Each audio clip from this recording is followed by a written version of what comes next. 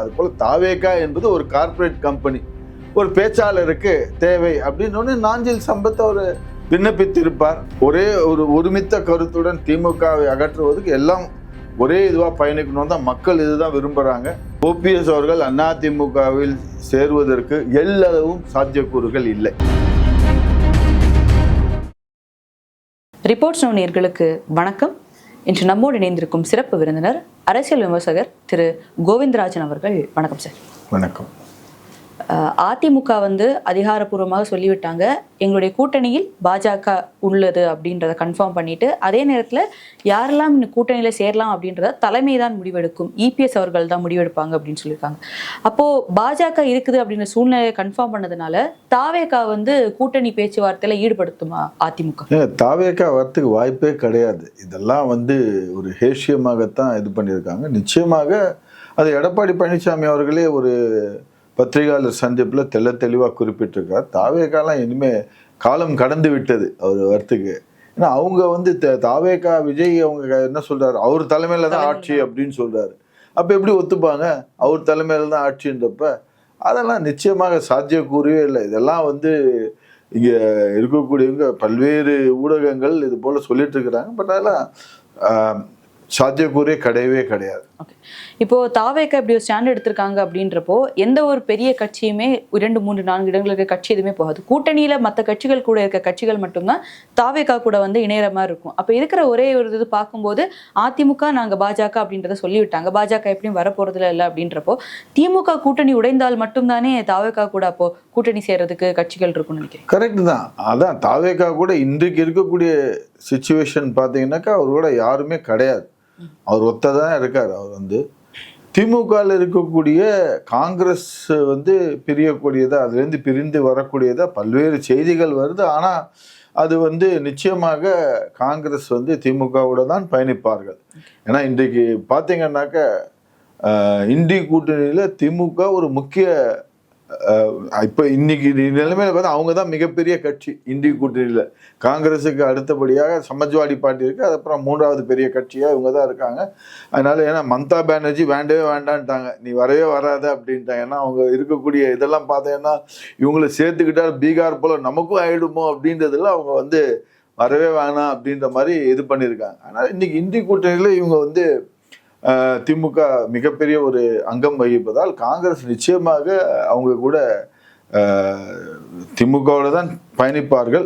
இந்த பேரங்கள் கொஞ்சம் நிறைய இருக்கும். இந்த வாட்டி காங்கிரஸ்ல என்ன பண்ணுவாங்க, நிறைய பேரங்கள் இருக்கும். அவங்கள்ட்ட சீட் இதில் அதிக தொகுதிகள் கொடுங்க, ஜெயிச்சான்னா ஆட்சியில் பங்கு கொடுங்க அப்படின்ட்டு அந்த பேரங்கள்லாம் நிறைய இருக்கும். நீங்கள் இல்லைன்னா எங்களுக்கு பார்த்தீங்களா தாவாக நாங்கள் விட்டு உங்கள்கிட்ட வந்திருக்கோம், அவங்க எனக்கு இவ்வளோ தரேன்னு சொல்லியிருந்தாங்க, ஆட்சி கூட்டணி ஆட்சின்னு சொல்கிறாங்க. அது போல் பேரங்கள் நடக்கக்கூடிய வாய்ப்பு இருக்குமே ஒழிய நிச்சயமாக காங்கிரஸ் போகாது. அப்படி ஒருவேளை இதனால் காங்கிரஸ் போச்சுன்னா சீட்டுக்கட்டு சரியிற மாதிரி தான் எல்லாம் மற்ற எல்லாம் பின்னாடியே போயிடுவாங்க.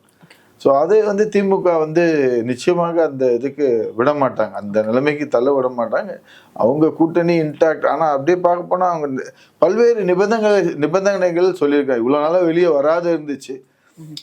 2 நாளைக்கு முன்னாடி ஒரு பிரபல நாளிதழில் பார்த்தீங்கன்னா முதல் பக்கத்தில் போட்டிருக்காங்க, காங்கிரஸ் 5 ராஜ்யசபா சீட்டு கேட்குறாங்க அப்படின்னு சொல்லிட்டு. கொடுத்துருவாங்களே திமுக 5 ராஜ்யசபா, ஒரு ராஜ்யசபா சீட்டு 34 எம்எல்ஏ.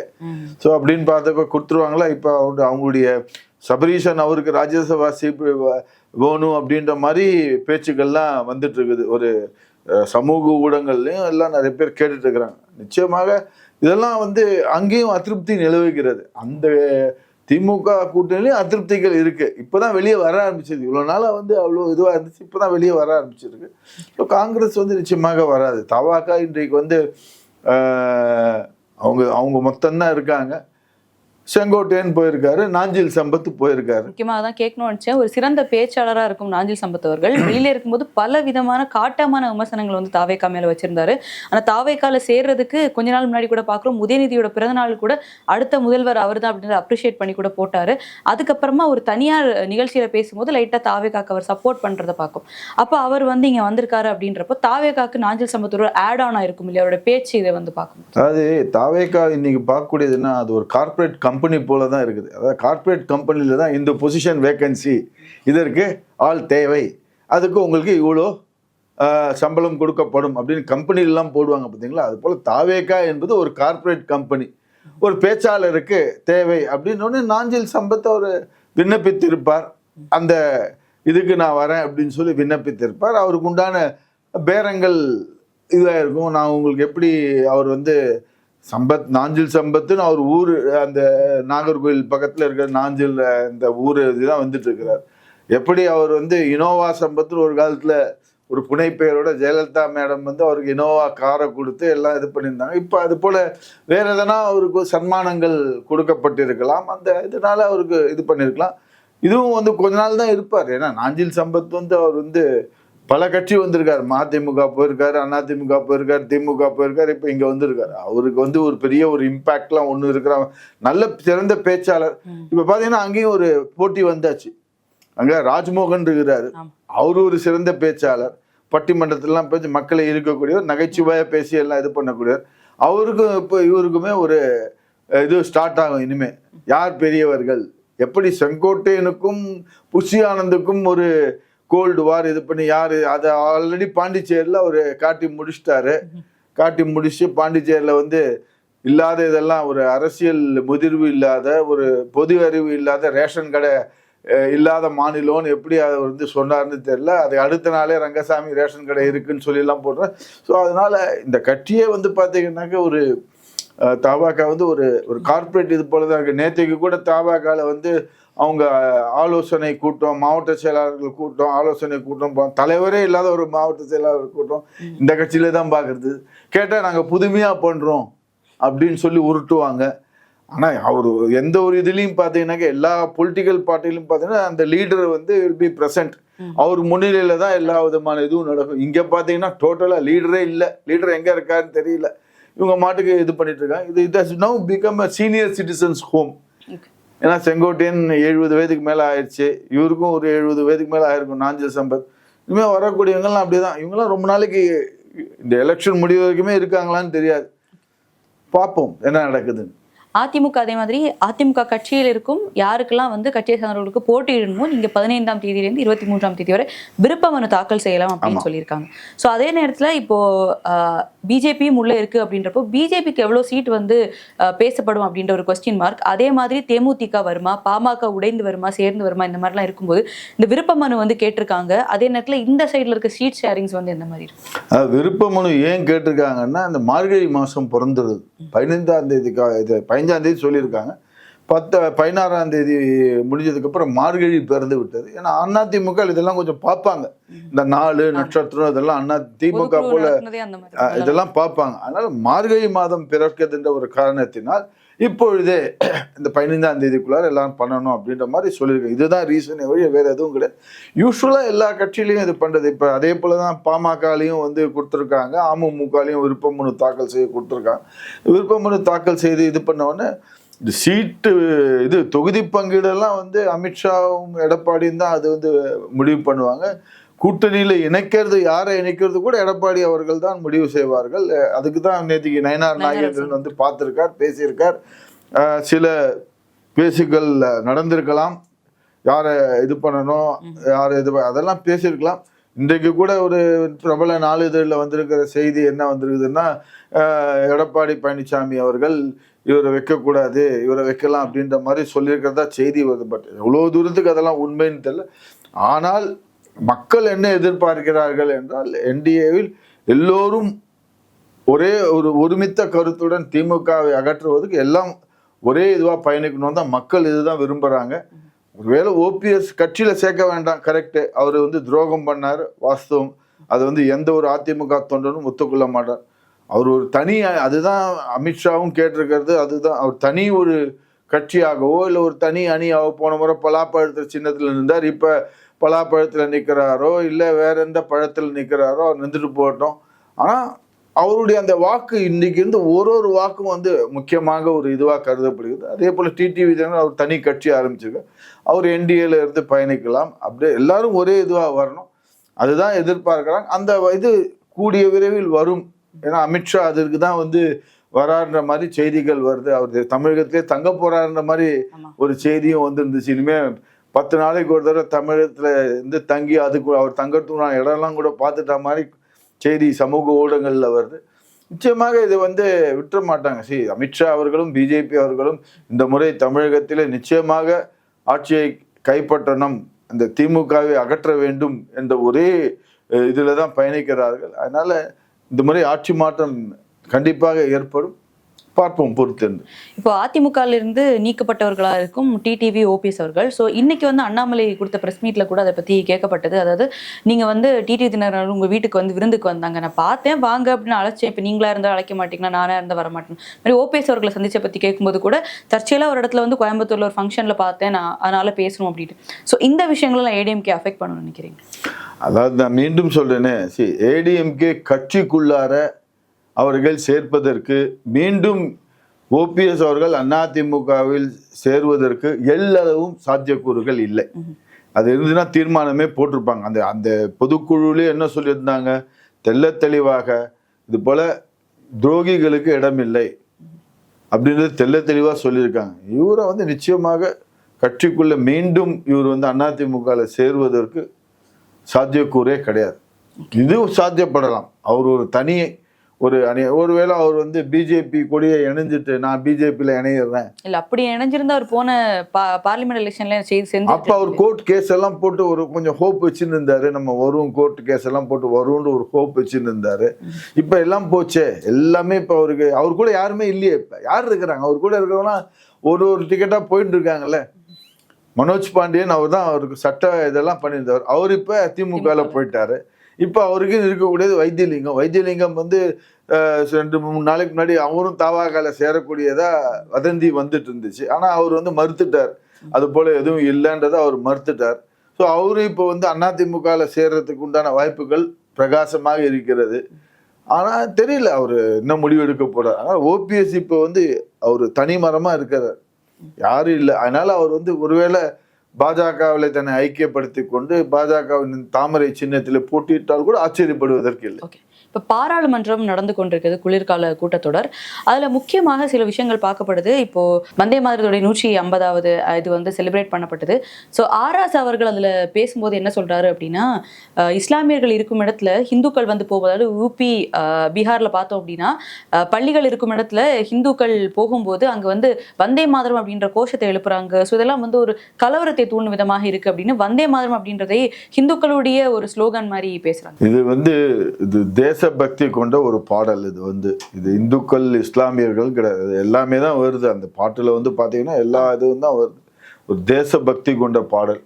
அது மேபி ஒரு ராஜா அவர்களுக்கு, இது ராஜா தானே சொல்றாங்க. ராஜா அவர்கள் ஒரு திராவிட சித்தாந்தத்தை எடுத்துக்கொண்டிருக்கிறவர், அவர் திராவிட கொள்கை, அவருக்கு இதை கடவுள் நம்பிக்கை அந்த இதெல்லாம் அவருக்கு இருந்திருக்காது. அதனால அவர் சொல்லி இது பண்ணியிருக்கலாம்.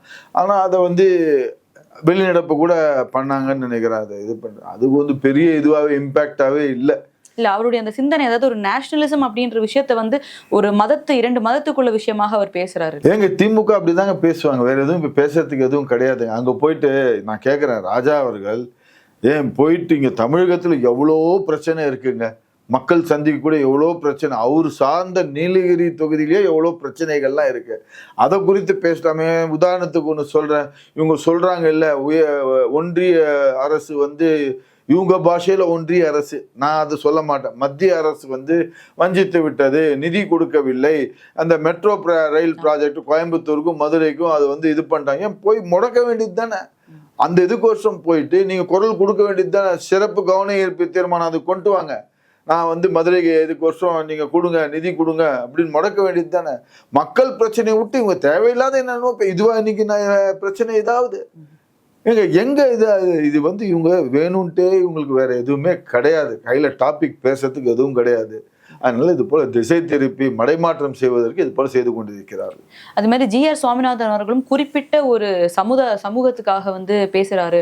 குறிப்பிட்ட சமூகத்துல இருக்கிறதுனால பிற சமூகத்துல அங்க ஜட்ஜாகவோ இல்ல வக்கீல்களை சரியாக இது பண்ண முடியல அப்படின்ற ஒரு விஷயத்த அவர் பண்றாருன்னு அந்த மாதிரி ஒரு கிளைம்ஸை முன் வச்சு அவங்க ஜி.ஆர். சுவாமிநாதன் அவர்களை பதவி நீக்கம் பண்ணணும் அப்படின்ற விஷயம். அதான் இம்பீச்மெண்ட்டுக்கு, அதாவது இங்க ஒரு கேள்வி வைக்கிறேன், இம்பீச்மெண்ட் எப்ப பண்ணுவாங்க அப்படின்னாக்க, யாராவது ஒரு ஜட்ஜு ஏதாவது குற்ற சம்பவங்களில் ஈடுபட்டால் இல்ல ஊழலிலே ஈடுபட்டால், இல்ல முறைகேடுகள் ஈடுபட்டால், இல்ல பாலியல் வன்கொடுமையில ஈடுபட்டால், அப்பதான் வந்து இந்த இம்பீச்மெண்ட் மோஷன் கொண்டு வந்து அது வந்து பாராளுமன்றத்துல இது பண்ணுவாங்க.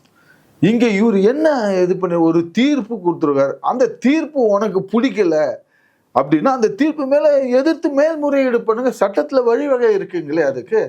அந்த தீர்ப்பை குறித்து உங்களுக்கு அது திருப்திகரமாக இல்லை என்றால் அதை எடுத்து மேல்முறையீடு பண்ணுங்க. அந்த தீர்ப்பை நீங்க என்ன வேணா விமர்சனம் பண்ணுங்க. அதுதான் அமித்ஷா அவர்கள் குறிப்பிட்டிருந்தார் நாடாளுமன்றத்தில். அவர் வந்து if you don't like the அந்த வெர்டிக்ட்ல யூ ஹேவ் எவ்ரி ரைட். நமக்கு அரசியலமைப்பு சட்டமே என்ன சொல்ல, அந்த தீர்ப்பை விமர்சனம் செய்வதற்கு உனக்கு எல்லா விதமான அதிகாரமும் கொடுத்துருக்கு. ஆனா உள்நோக்கம் கற்பிக்க கூடாது.